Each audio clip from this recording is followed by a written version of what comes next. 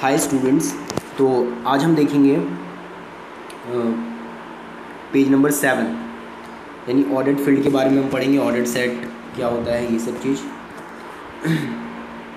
तो हम डेफिनेशन देखते हैं। A relation R on a set X is set to be strict order relation if it is antisymmetric transitive and for each AA does not belongs to row and for each AA does not belongs to A for all A belongs to X। तो देखो इसका मतलब क्या हुआ। अभी हमने पोसेट में क्या पढ़ा था, पार्शियली ऑर्डर्ड सेट में, कि रिफ्लेक्सिव होना चाहिए रिलेशन, एंटीसिमेट्रिक होना चाहिए और ट्रांजिटिव होना चाहिए।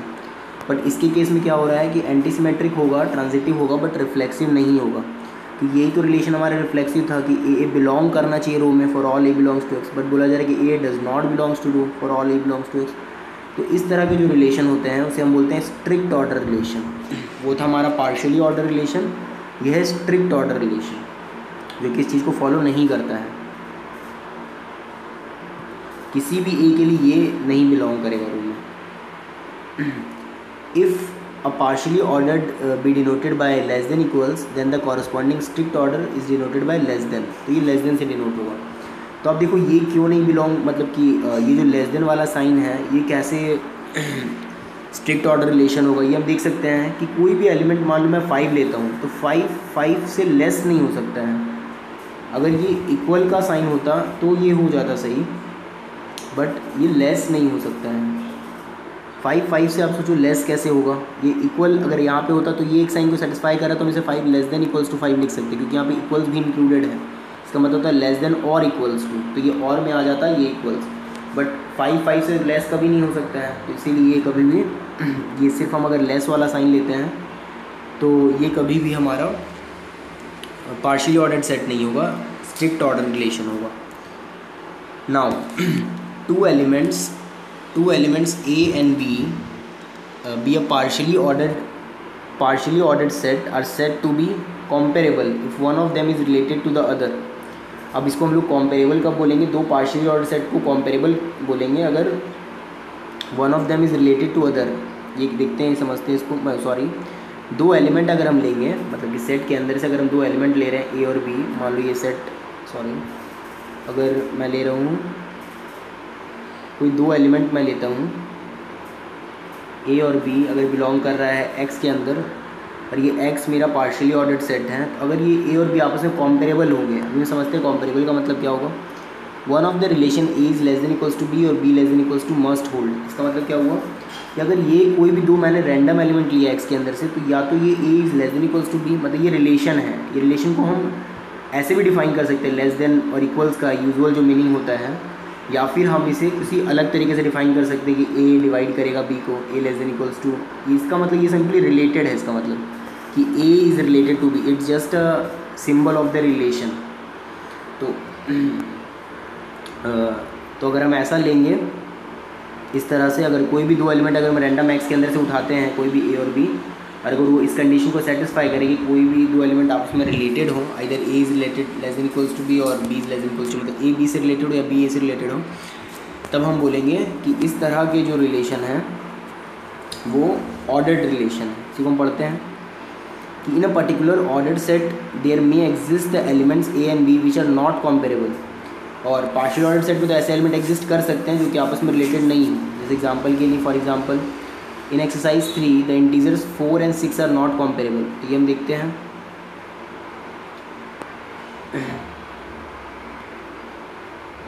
देखो ये वाला जो था हमारा एग्जाम्पल 3, यहाँ पे आप देखो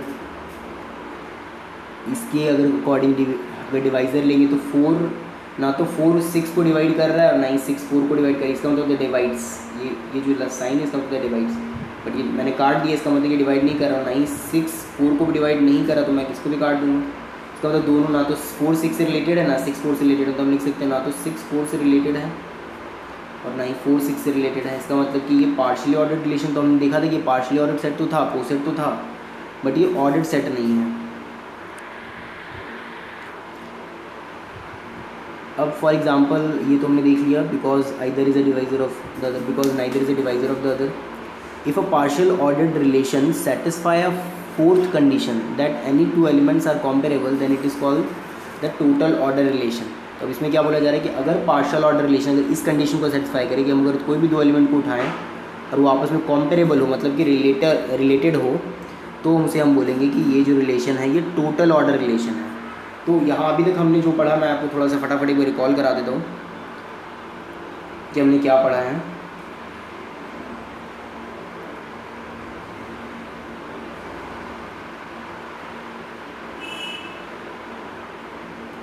इन चीज़ों के रिगार्डिंग जो हमने पढ़ा मैं सबको रिकॉल करा रहा हूँ. हमने कुछ रिलेशंस पढ़े. रिफ्लेक्सिव रिलेशन पढ़ा, सिमेट्रिक रिलेशन पढ़ा और ट्रांजिटिव रिलेशन पढ़ा. ये आपको पता है. रिफ्लेक्सिव मतलब कोई भी for all A belongs to, मान लो सेट अगर हम एक्स लेते तो ए बिलोंग करना चाहिए. अगर ए बी बिलोंग कर रहा है तो बी ए बिलोंग करेगा तो सिमेट्रिक, और ए बी बिलोंग कर रहा है बी सी बिलोंग कर रहा है मतलब बिलोंग कर रहा है आर में, तो अगर ए सी भी बिलोंग करेगा तो हम बोलेंगे ट्रांजिटिव. अब अगर कोई रिलेशन तीनों कंडीशन को सेटिस्फाई करता है तो हम उसे बोलेंगे इक्विवेलेंस रिलेशन. फिर और हमने पढ़ा कि अगर और एक हमारा था कंडीशन एंटी सिमेट्रिक. उसमें था कि अगर A is related to B हो और B is related to A हो तो ए इक्वल्स टू बी होगा, जो कि हमने देखा था लेस देन इक्वल्स. ये केस होता है पॉजिटिव इंटीजर के साथ. अगर 5x से लेस हो और x 5 से x is less than equals to 5 and 5 is less than equals to x, then x must equals to 5. तो इस तरह के रिलेशन को हम एंटी सिमेट्रिक रिलेशन बोलते हैं. तो फिर हमने क्या पढ़ा था कि अगर कोई रिलेशन रिफ्लेक्सिव हो, एंटी सिमेट्रिक हो और ट्रांजिटिव हो तो उसे हम पार्शियली ऑर्डर रिलेशन बोलते हैं. और सेट और पार्शियल ऑर्डर रिलेशन अगर दोनों को कंबाइनली हम साथ में अगर लें तो वो हमारा बनाता है पार्शियली ऑर्डर्ड सेट.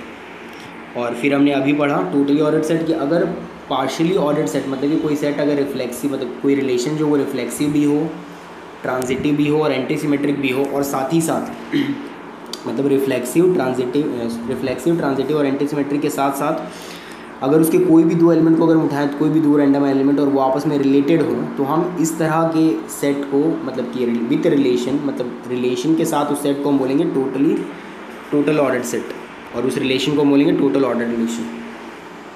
तो आई होप ये चीज़ आप लोग का क्लियर हो गया होगा. तो अब आगे देखते हैं. ये ऑर्डर्ड सेट जो मैंने आपको बताया वही चीज़. अब partial ordered set less than equals on a set X is set to be the linear order और the total order if any two elements X be comparable, that is for A B belongs to X either A is less than equals to B और B is less than equals to ए.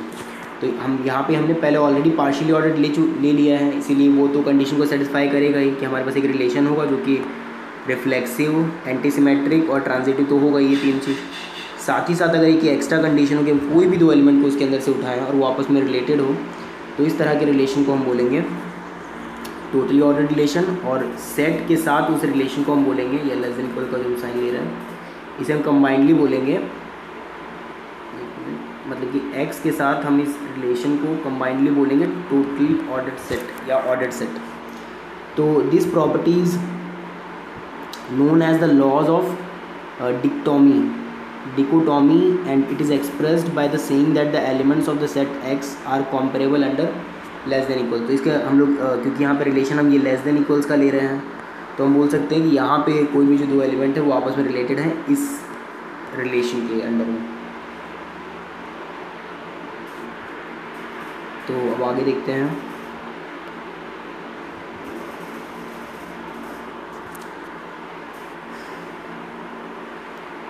अब translating in the terms of the strict order less than, it is said that for all AB belongs to X either A is less than B or A equals to B or A is greater than B.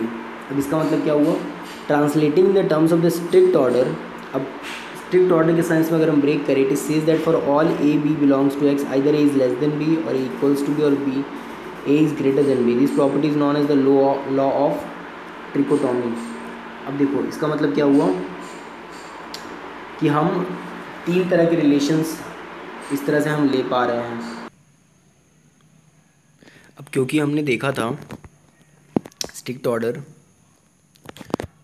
जो होता है वो सिर्फ ये relation होता है, ये वाला लेस देन या ग्रेटर देन, क्योंकि वहाँ पे था कि ए और ए जो थे वो आपस में रिलेटेड नहीं होने चाहिए, ए इज़ रिलेटेड टू ए नहीं होना चाहिए, तो ये केस नहीं फॉलो करना चाहिए.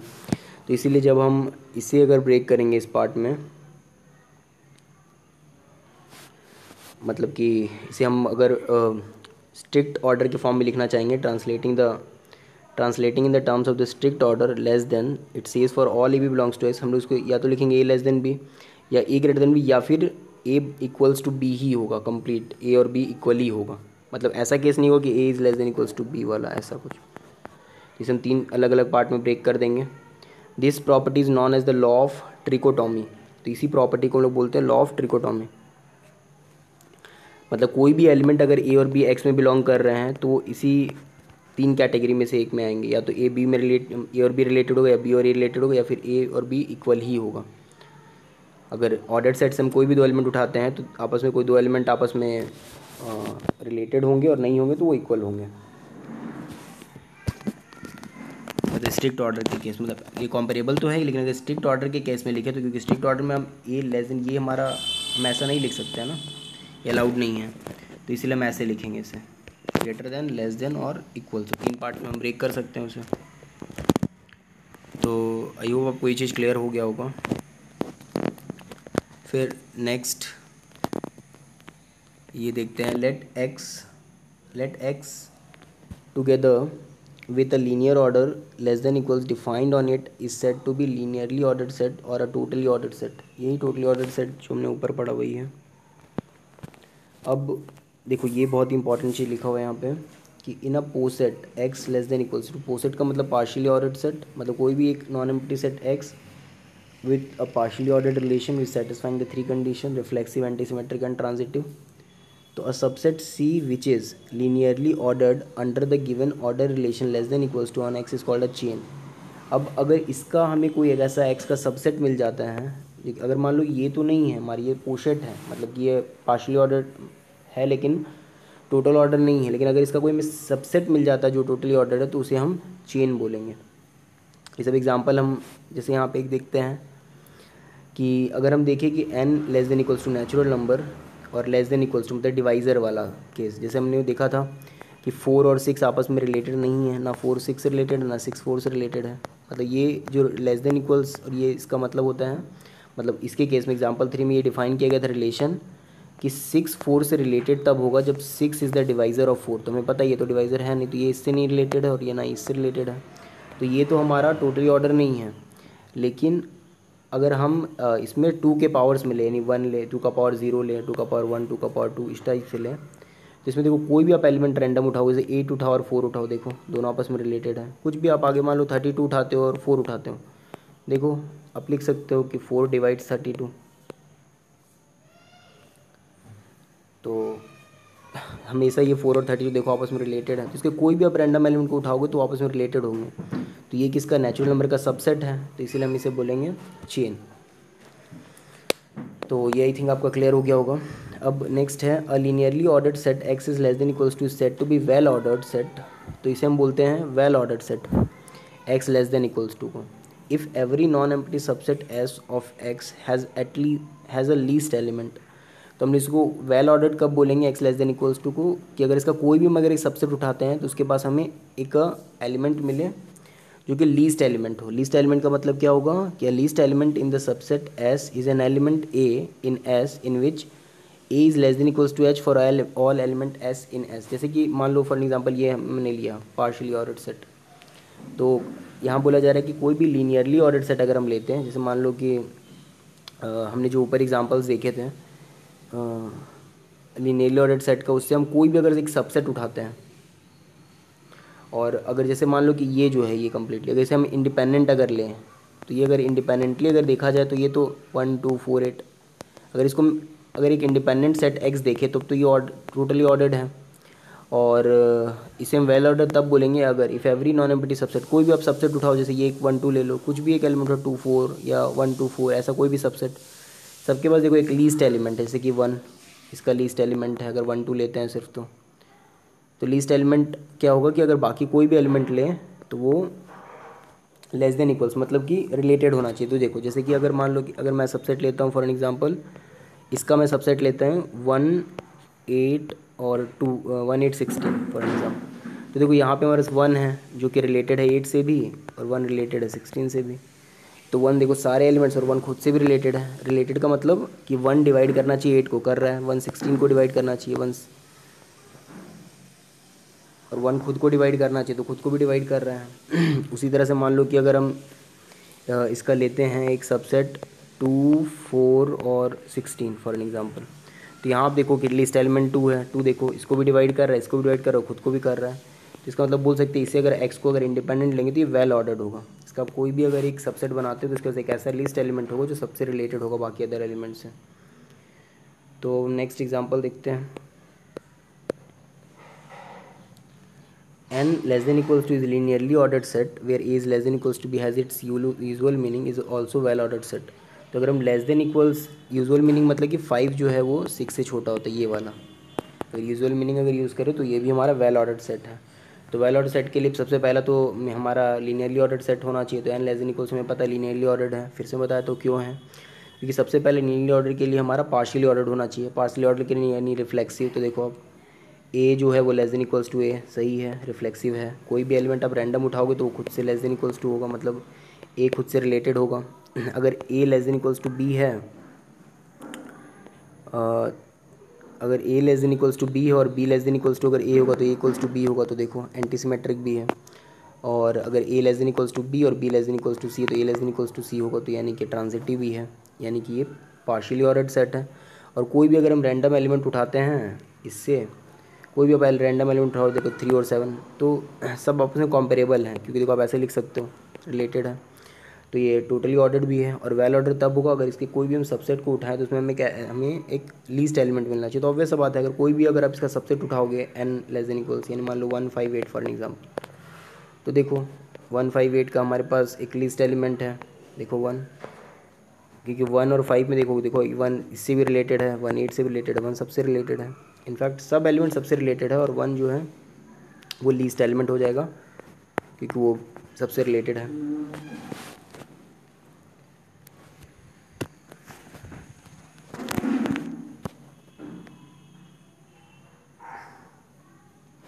सॉरी, यहाँ पे हम 5 को नहीं बोल सकते ना, 5 is less than equals to 1 ऐसे तो नहीं लिख सकते हैं। तो इसलिए 1 ही यहाँ पे लिस्ट एलिमेंट होगी, क्योंकि 1 ये सेटिस्फाई कर रहा है। 1 is less than equals to 8 सबसे छोटा है, लेस देन इक्वल्स इसको सेटिस्फाई करना चाहिए। हम इसे ऐसे नहीं लिख सकते हैं क्योंकि हम इसे रिलेशन लेके चल रहे हैं।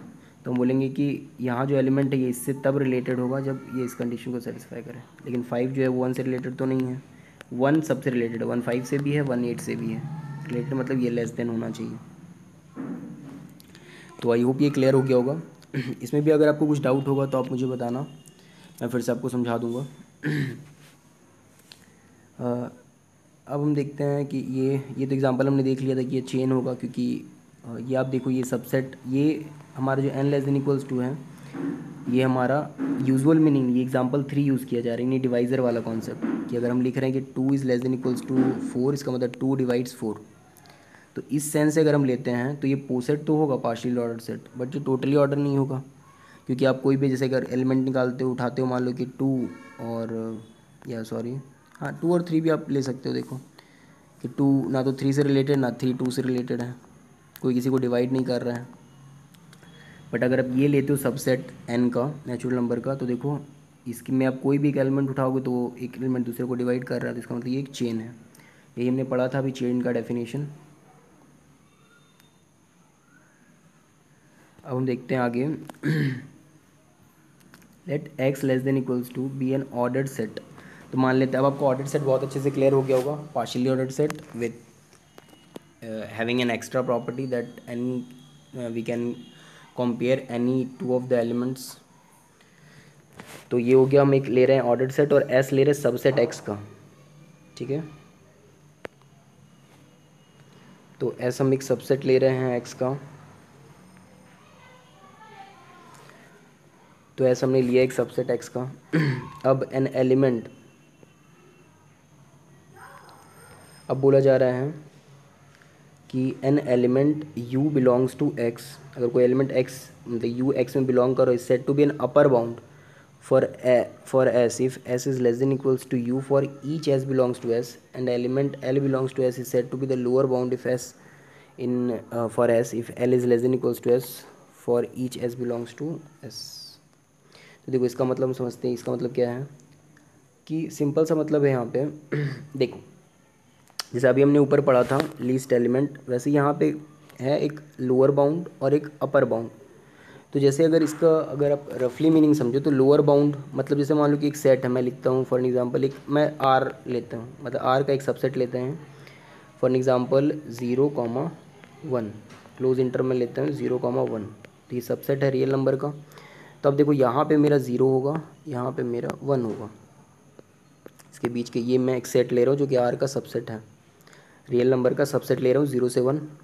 तो अब आप यहाँ पे देखो कि ये हमारा अपर बाउंड होगा, क्यों? क्योंकि अगर मैं 1 को लूँ तो सारे एलिमेंट 1 देखो बिलोंग कर रहा है इस सेट में 0 1 में, और सारे एलिमेंट जो इसके अंदर हैं वो सब इससे छोटे हैं, क्योंकि अगर जो मैं रिलेशन डिफाइन कर रहा हूँ मान लो less than equals to usual meaning के साथ, तो इसका मतलब सारे एलिमेंट जो हैं वो इससे छोटे हैं 1 से। तो इसका मतलब क्या है कि ये सबसे ये जो है मतलब कि ये जो हमारा एस होगा,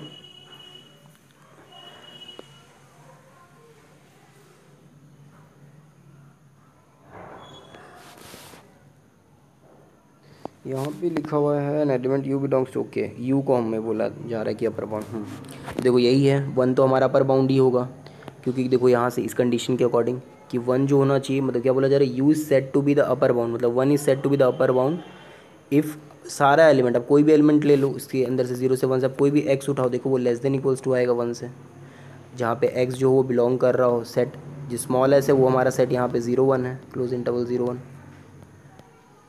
तो देखो क्लोज इंटरवल 0 1 से आप कोई भी एक एलिमेंट उठाओगे तो वो हमेशा 1 से छोटा ही आएगा, तो इसका मतलब ये 1 जो हुआ हमारा अपर बाउंड हो गया। उस तरह से 0 जो होगा हमारा वो हो जाएगा हमारा लोअर बाउंड, क्यों? क्योंकि जो भी एलिमेंट यहाँ पे आएंगे वो 0 से बड़े ही आएंगे, मतलब ऐसे हम लिख सकते हैं कि x जो होगा हमेशा वो बड़ा ही होगा 0 से, जहाँ पे x बिलोंग कर रहा होगा इसमें 0 से 1 में।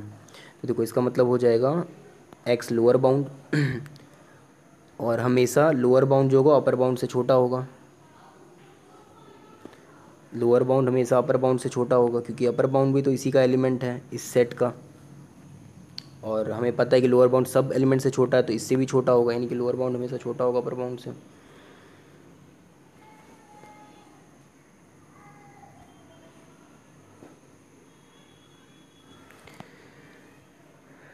तो ये आई थिंक क्लियर हो गया होगा।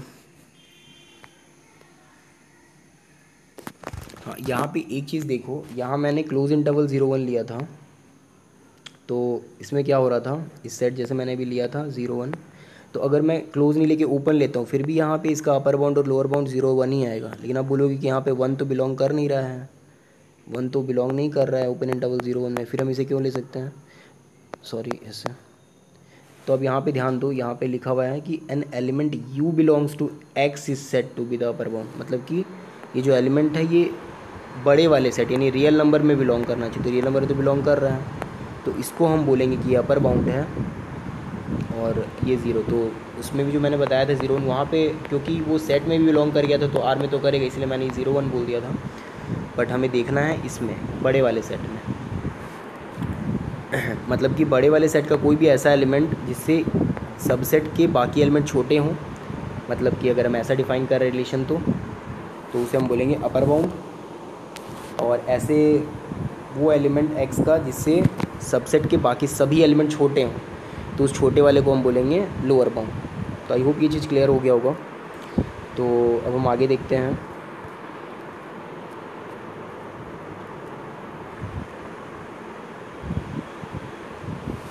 देखो a subset S of X is set to be the bounded above if S has a upper bound.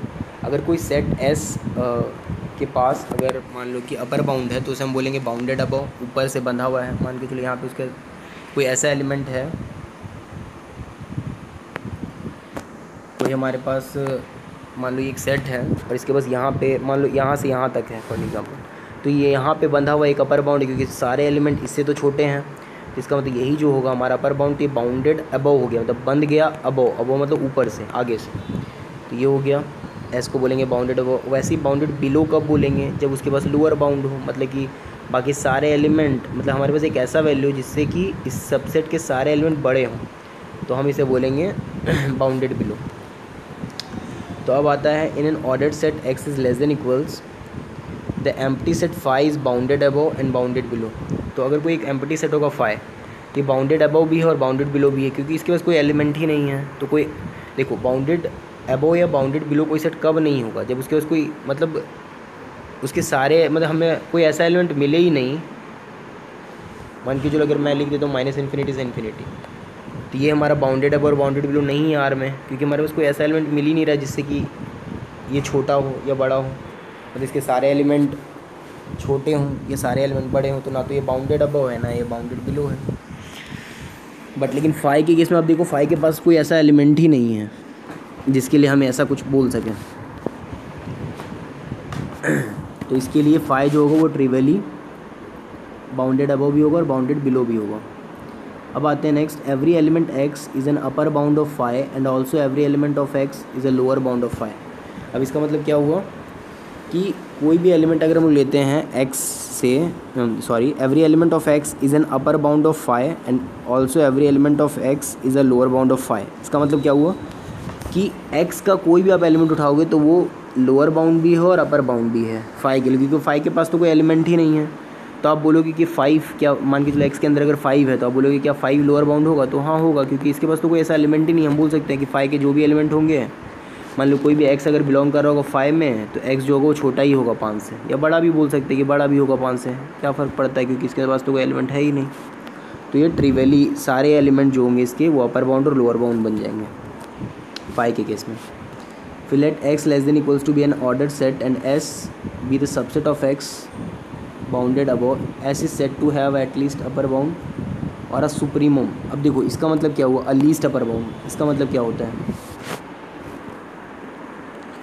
तो देखो ये देखते हैं। Let x less than equals be an ordered set. अब हम मान लिया हमने कि ये जो है ये हमारा ऑर्डर्ड सेट है, and s be a subset of x bounded above, और एस जो है हमारा वो बाउंडेड अबव है। बाउंडेड अबव मतलब कि हमें कोई आगे में एक ऐसा एलिमेंट मिल रहा है जिससे कि बाकी सेट के सभी एलिमेंट छोटे हैं। तो हमें ऐसा कोई एलिमेंट मिल रहा है, तो ये बाउंडेड अबव हो गया। एक्स मतलब जो एस सेट है वो बाउंडेड अबव है। तो बोला जा रहा है कि s is set to have s is set to have at least s is set to have a least upper bound और अ सुप्रीमम। तो हम बोलेंगे कि एस के पास एक लीस्ट अपर बाउंड हो, अ लीस्ट अपर बाउंड तो एटलीस्ट मतलब जो ये लीस्ट अपर बाउंड होता है, देखो अभी तक हमने अपर बाउंड देखा था, अब हम देखते हैं कि लीस्ट अपर बाउंड क्या होता है। If there exist an upper bound x star of S such that x star is less than equals to u for every upper bound you of s. तो देखो इसका मतलब हम समझते हैं, जैसे फॉर एग्जांपल आप ये देखो, एक मैं सिंप्लिसिटी के लिए एक सेट लेता हूँ जिसमें मैं एलिमेंट लेता हूँ 1, 2 और 3, सिर्फ 3 एलिमेंट्स। फॉर एन एग्जांपल आपको समझाने के लिए बता रहा हूँ, मैं सिर्फ 3 एलिमेंट लेता हूँ। तो अगर मैं देखूँगी अगर ये मैं सेट लेता हूँ 1, 2, 3, तो देखो इसके सारे एलिमेंट 4 से भी छोटे हैं, 5 से भी छोटे हैं, 6 से भी छोटे हैं, सबसे छोटे हैं। तो ये 4 भी इसका अपर बाउंड है, 5 भी अपर बाउंड है, 6 भी अपर बाउंड है, 10 भी अपर बाउंड है, 12 भी अपर बाउंड है, सब अपर बाउंड होगा। अगर मैं आर के अगर इसको सबसेट लेता हूँ तो देखो सबका ही अपर बाउंड है, मतलब सब इसके अपर बाउंड है।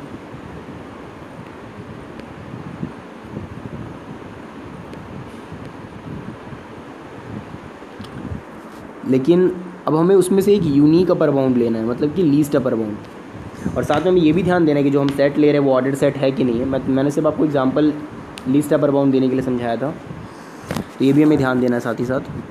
तो लीस्ट अपर बाउंड कैसे देखेंगे, तो इसका मतलब है कि लीस्ट, जैसे कि अगर मान लो मैं एक सेट लेता हूँ फॉर एग्जांपल 0 और 2 ओपन इंटरवल, तो अब आप देखो कि यहाँ पे जो लीस्ट अपर बाउंड होगा वो 2 होगा, क्योंकि अगर आप मान लो कि बोलोगे नहीं 2 नहीं लूँगा मैं 3 लूँगा अगर फॉर एग्जांपल, तो ये लीस्ट नहीं है। देखो ऐसे भी समझ में आता है, लीस्ट जो सबसे कम होना चाहिए, तो सबसे छोटा ये है। और आप बोलोगे नहीं 2 से भी कम ले सकते हैं कुछ, मान लो अब बोलोगे 1.9 लेंगे, लेकिन 1.99 भी तो इंक्लूडेड है इसमें, इस सेट में, और 1.99 जो है वो तो फिर बड़ा हो जाएगा 1.9 से, तब तो ये 1.9 रहा नहीं लीस्ट, मतलब कि अपर बाउंड तो रहा नहीं। तो इसका मतलब क्या बोला जा रहा है, देखो लीस्ट अपर बाउंड का डेफिनेशन क्या है, S is set to have least upper bound और a supremum in X if there exist an upper bound. एक ऐसा अपर बाउंड एग्जिस्ट करना चाहिए X star of S such that x star जो होगा वो less than equals to U होगा for every upper bound you of S.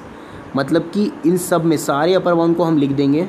इस set अगर ये एस है तो देखो, अगर मान लेते हैं कि ये एक हमारा सेट मान के चलो ये सेट एस है, तो इस सेट के हम सारे अपर बाउंड्स को लिख देंगे। ये मान लो ये सारा हमारा अपर बाउंड है, u1 u2 ऐसे से। तो इन सब अपर बाउंड में जो सबसे छोटा होगा उसे हम बोलेंगे लीस्ट। नाम से ही क्लियर हो रहा है, लीस्ट अपर बाउंड, तो सबसे छोटा अपर बाउंड, तो उसे हम बोलेंगे लीस्ट अपर बाउंड या सुप्रीमम। और ये कोई ज़रूरी नहीं है कि सेट में बिलोंग करे, ये बिलोंग करना चाहिए जो अपर बाउंड होगा वो एक्स में बिलोंग करना चाहिए, जिसका हम सबसेट ले रहे हैं एस को। और फिर वैसे ही सिमिलरली इन्फीमम कैसे डिफाइन करेंगे कि सब लोअर बाउंड्स में, सारे लोअर बाउंड में सबसे बड़ा, यानी कि हम उससे कैसे डिफाइन करेंगे, ग्रेटेस्ट लोअर बाउंड। ग्रेटेस्ट मतलब बड़ा, क्योंकि उसमें आप छोटा नहीं बोल सकते, क्योंकि छोटा तो आप नीचे और लेते जाओगे। मान लो कि अगर एक साइड जैसे हमने 1 2 3 लिया था, तो वहाँ 0 भी उसका लिस्ट, 0 भी लोअर बाउंड होगा, -1 भी लोअर बाउंड होगी। इसके सारे सेट के सारे एलिमेंट 0 से भी बड़े हैं, -1 से भी बड़े हैं, -10 से भी बड़े हैं, -5 से भी बड़े हैं। तो उस केस में हम क्या करेंगे, इस केस में अगर ऐसा हम ऐसा लेते हैं, यहाँ पे मान लो कि अगर बाउंडेड बिलो है, तो उस केस में हम देखेंगे अगर ये सारे लोअर बाउंड हैं, तो इस केस में हम ग्रेटेस्ट लोअर बाउंड देखेंगे, सबसे बड़ा लोअर बाउंड। तो इसमें हम निकालेंगे GLB या ग्रेटेस्ट लोअर बाउंड। इसे ही हम बोलते हैं इन्फीमम। मतलब सारा लोअर बाउंड हम लिख देंगे, उसमें से सबसे बड़ा लोअर बाउंड। मान लो कि L1 L2 सारा लोअर बाउंड्स हैं, तो L को हम बोलेंगे कि लिस्ट मतलब ग्रेटेस्ट लोअर बाउंड है या इन्फीमम है। कब, जब L हमारा बड़ा होना चाहिए बाकी सब से, मतलब कि बाकी Li से L बड़ा होना चाहिए for all I belongs to, जो भी अगर हमने लिया है। या मान लो कि इसे लिख देता हूँ मैं फॉर एन एग्ज़ाम्पल, जैसे अगर जैसे बुक इससे समझते, जैसे इसमें एग्जांपल ये है कि एक्स एब्स्ट्रैस, ये एब्स्ट्रैस पढ़ते हैं, इसे आप स्टार भी बोल सकते हो। तो देखो इसे मैं आपको बुक से भी समझा देता हूँ कि let x less than equals to B an ordered set s be a subset of x. अगर एक्स बाउंडेड बिलो है, s be a subset of x bounded below, अगर ये बाउंडेड बिलो है एस, तो s is set to have the greatest lower bound और an infimum in x. तो हम क्या बोलेंगे कि एस के पास, मतलब कि एस के पास ग्रेटेस्ट लोअर बाउंड होगा या इन्फीमम होगा। कब, पहला तो लोअर बाउंड आना चाहिए, मतलब लोअर बाउंड तो आना चाहिए एटलीस्ट, और दूसरा लोअर बाउंड हमने मान लिया x star of S such that बाकी जो भी एल हो, बाकी जो भी लोअर बाउंड हो, सब में से बड़ा एक्स स्टार होना चाहिए। तो एल एक्स स्टार जो आएगा वो बड़ा आएगा बाकी सभी एल में, बाकी सारे लोअर बाउंड पे सबसे बड़ा ये होगा, तो उसे हम बोलेंगे ग्रेटेस्ट लोअर बाउंड। तो आई थिंक ये चीज़ आपका क्लियर हो गया होगा। अब जो हमारा नेक्स्ट क्लास होगा उसमें हम इसी से रिलेटेड थ्योरम्स पढ़ेंगे कि जो हमारा सुप्रीमम होता है और इन्फीमम होता है वो यूनिक होता है।